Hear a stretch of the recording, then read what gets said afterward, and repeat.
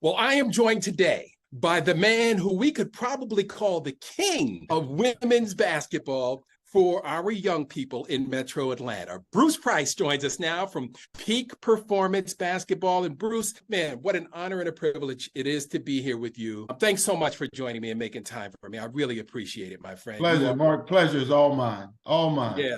You are, like I said, my greatest inspiration and motivation, my brother in Christ, my friend, my mentor. And, when I go to your website or your social and I look, and so let's just start with results. How many Peak girls have we moved into college basketball right now? As of this signing period, we're at 162.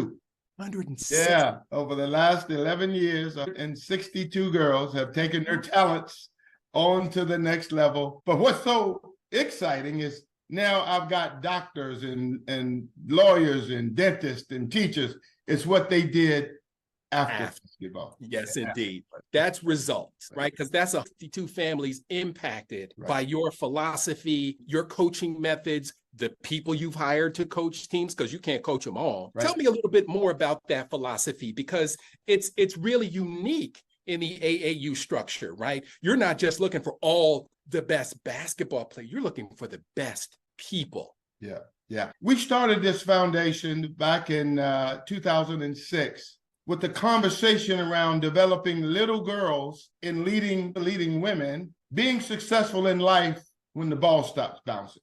So we started with the mindset, we're going to use basketball simply as a vehicle to help you learn discipline, work ethic, visioning, goal setting, and then putting yourself in a position in life to have a good life. And so we take girls out there, as I tell them, we'll take you as you are, but you'll be different when you leave. Yes, and indeed. So that's been the philosophy. We don't recruit. We take them as they are, put them in a position where they're on a team or in a skills academy, and we help them be better people. And Bruce, along the way, you have created relationships, not just with your Peak families, but with the greater basketball community at large. For example, one of your latest signees up at University of West Georgia, you hold your annual player development camp up there. You've got a partnership with them. Now you've got a player on their roster. Talk to me about those deliberate, intentional partnerships to help the young ladies and the families in your program. Well, a part of our foundation is our life achievement strategy. And so what we do is between the University of West Georgia and Berry College, we take girls from the 5th grade to a weekend retreat where they live the life of a college athlete. We have practice at 6 a.m. We have breakfast at 7. We go to class. We bring in speakers, CFOs, CEOs, TV personalities, yourself included, Mark. You light them up every time you come. And so then they get a taste of what the future looks like.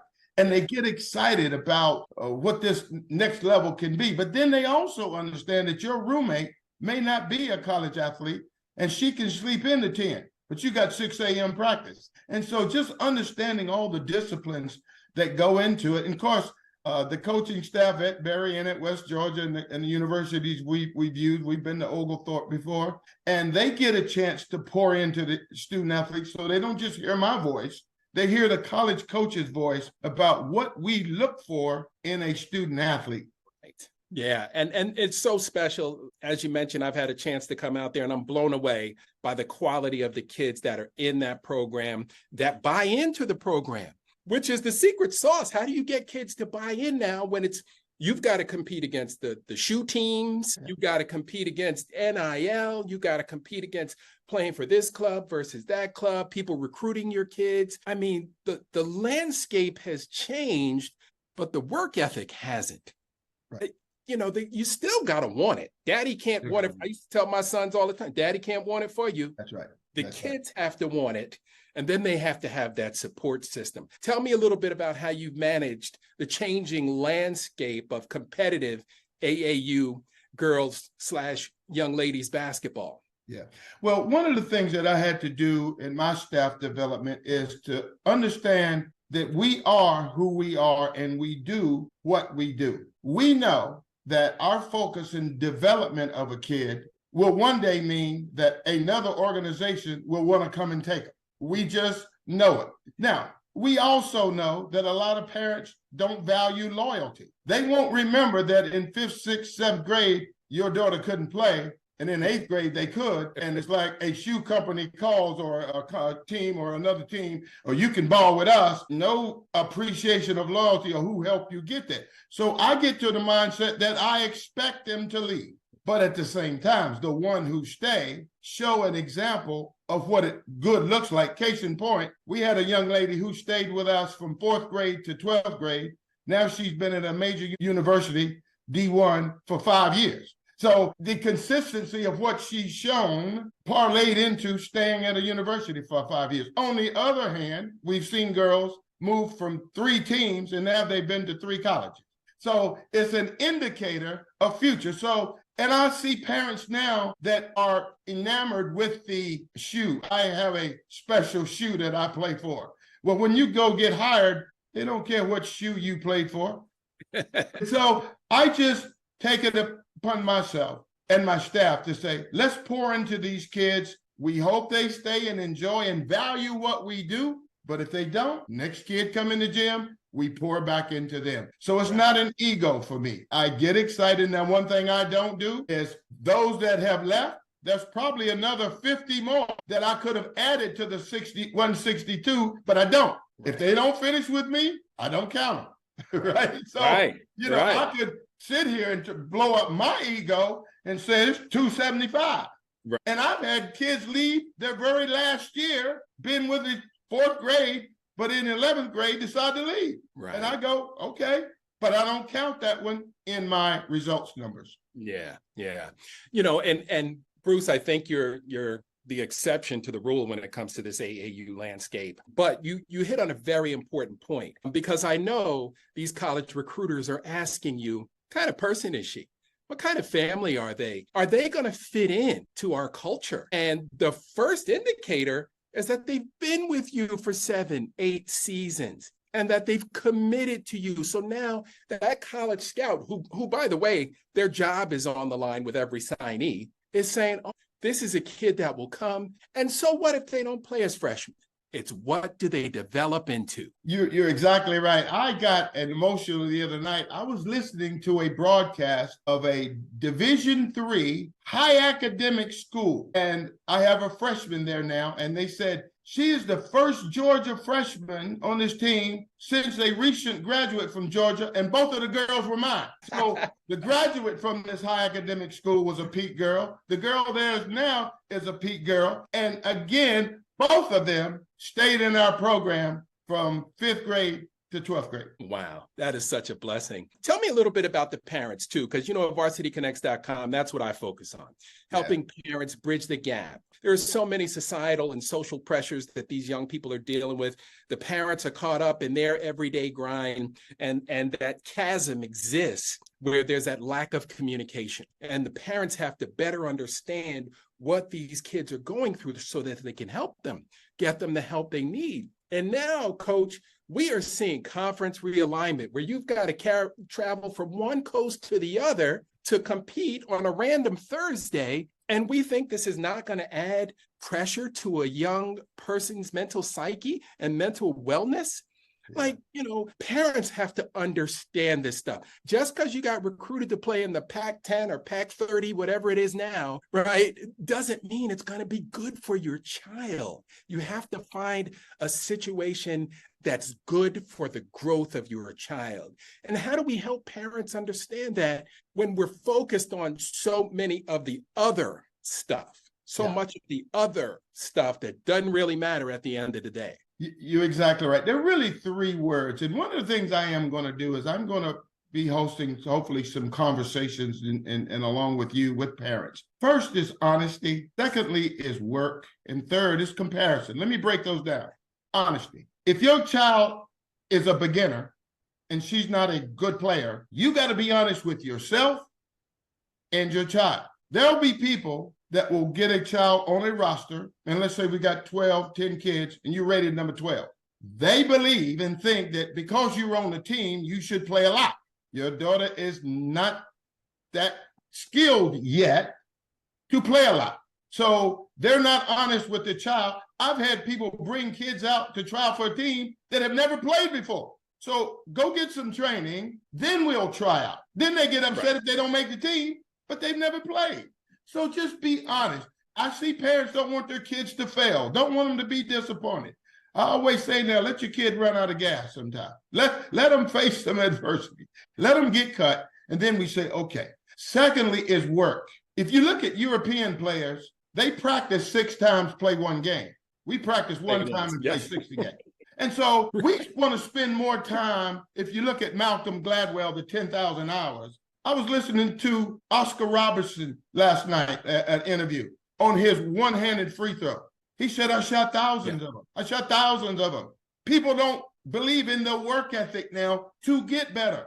Get in your driveway. You know, I've had parents say, well, coach, she don't want to get out in the driveway and shoot. Well, there's an indicator that she don't want to do this. But then the comparison comes in where her cousin is All-American, or this coach that's now recruiting her says, if you play with these girls, you can be an All-American. No, that's not true.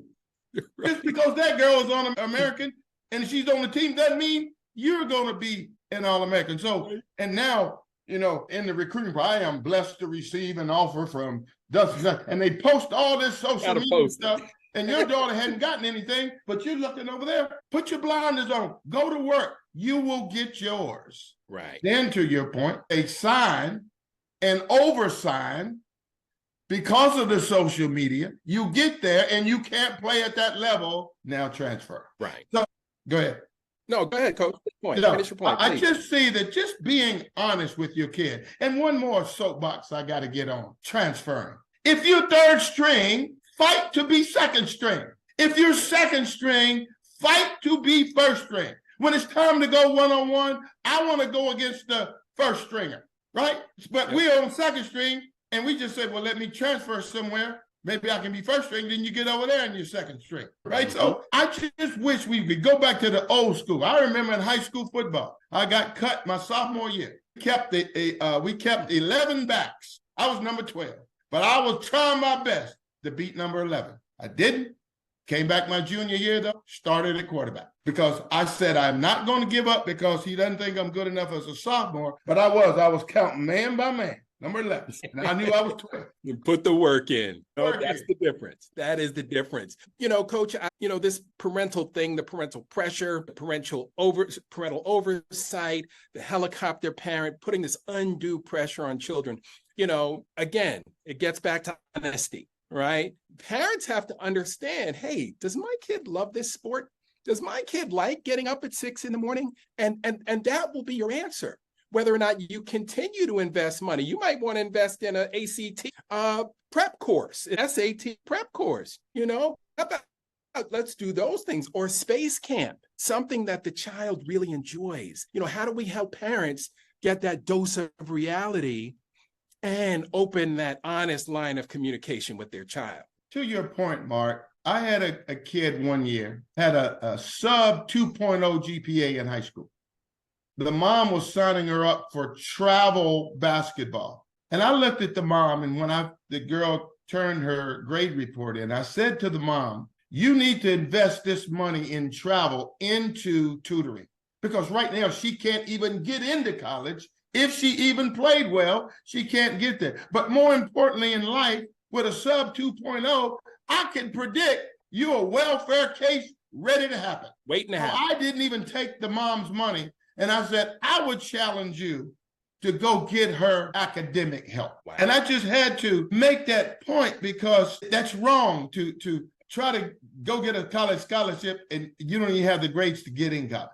Absolutely. So these are some of the true stories that and there has to be that reality check. That's why I called you today, Bruce. And I want to thank you for your time and participating in this inaugural season of the Parental Playbook podcast. And we're going to stay in touch. We're going to do more episodes like this if you've got time for us, because you are a guiding light and a great resource for parents. I don't care if it's volleyball, basketball, football, baseball, hockey.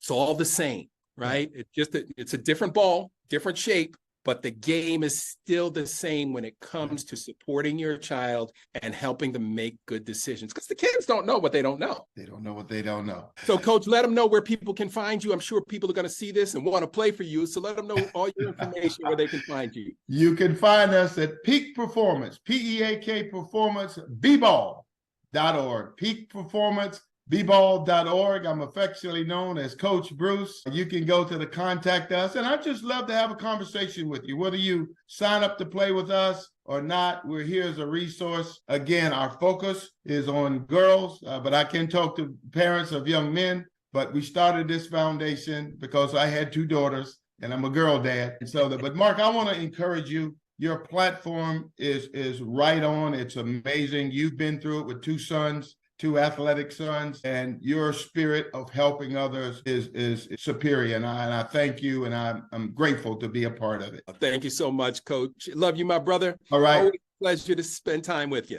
God bless. God bless. Awesomeness. We was cooking with grease there, bruh.